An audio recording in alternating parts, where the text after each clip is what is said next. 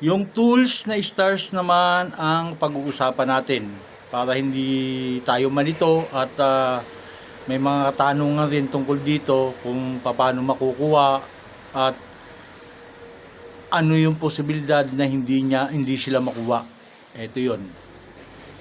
Yung stars, yan tools na stars, yan ay binibigay ng mga kapwa nating content creator sa atin kapag sila ay natutuwa o kaya nagagandahan sa ating mga content. May nagbibigay ng 100 stars, may nagbibigay 1 star, nagbibigay ng 10 stars. Yan.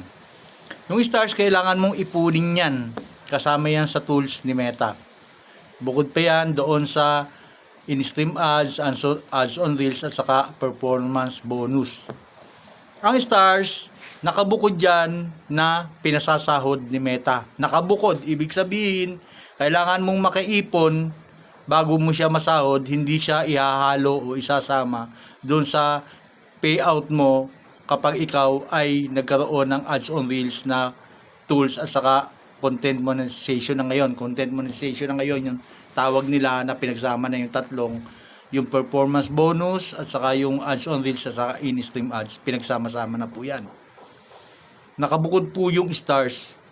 Sa PayPal, kailangan mong makaubuo ng $25 na stars. Ang kahulugan nun, 2,500 stars ang kailangan mo mabuo para makabuo ng $25.